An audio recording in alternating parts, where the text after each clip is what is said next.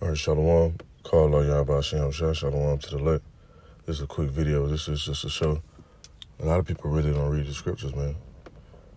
And they don't understand that those who really were speaking the truth and stood for the truth, people were seeking to kill them or lock them up.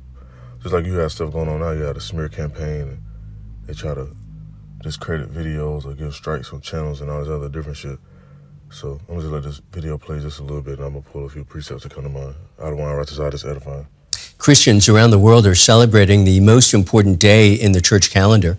For the faithful, Easter Sunday marks the day Jesus Christ was resurrected, following his crucifixion 2 days previously. Pope Francis used his Easter message to give an impassioned appeal for an end to the fighting in the Middle East, saying peace is never made with arms. Easter, Christianity's holiest holiday. As is customary, Pope Francis led this year's Easter Sunday services in the Vatican's St. Peter's Square in front of some 30,000 faithful. Let's see, you got to pay attention to words too as well. Like the word Easter, what does it go back to? Ishtar. It's always an original word, an older word, so to speak. Then you have to think about the Catholics.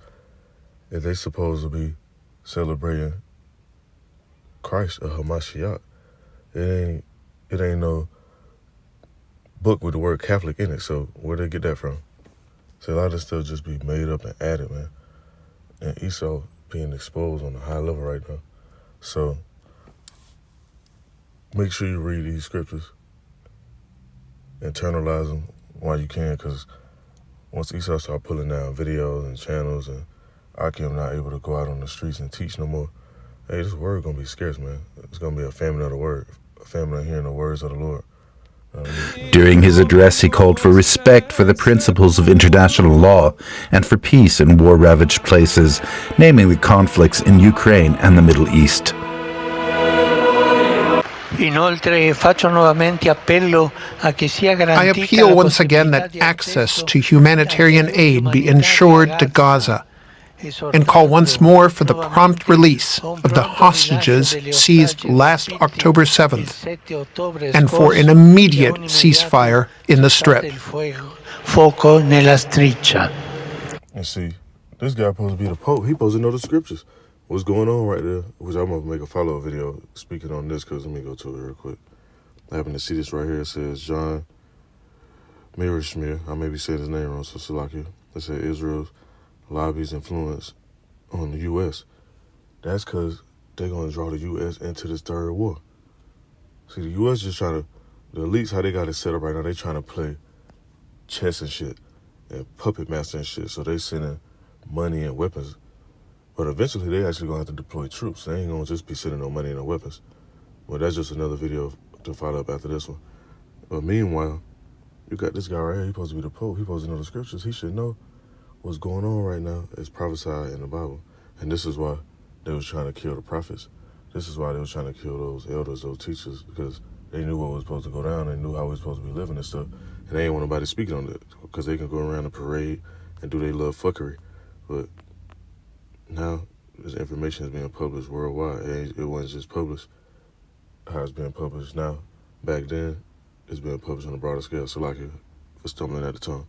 But it says right in the book of Acts chapter 12, it says, now about that time Herod the king stretched forth his hands to vex certain of the church, and he killed James, the brother of John, with the sword. So you got to keep in mind, why was he killing them? He wasn't killing them just because they was running around breaking laws and robbing niggas and doing all type of shit. They was killing them because they was spreading the gospel, they was spreading the truth, they was spreading information about this wicked-ass society that was set up back then, and how in the future stuff was going to be too as well. They was prophesying. Now I'm saying because he saw it pleased the Jews, which the Jews back then, it wasn't talking about Amalek, it wasn't talking about the Amalekites. It's talking about our actual people, just like now. You have a lot of people that like to see. So like you have a lot of our people right now, if they could, they'd try to put us to death. They would like to see us get put to death. But the Wadi Habah Shem Shah, he makes sure danger and certain stuff don't even come near us like that. And that's a blessing, man, because you got many people left and right getting put to death, people dying in droves, people getting wiped out and all type of shit, whether it be gunfire, landslides. storms, shipwrecks, plane crashes, all that shit, man. It's a whole list of shit. Fires, shit getting burnt up, everything going on, man. But the Most High make sure he keep his hedge of protection around his elect. Now, in verse 3, it says, and because he saw it pleased the Jews, he proclaimed further to take Peter also. And then were the days of unleavened bread, and when he had apprehended him, he put him in prison and delivered him to 4 quaternions of soldiers to keep him. So he was serious about this. He wanted to make sure he didn't get out of none of that. Now it says, intending after Easter to bring him forth to the people.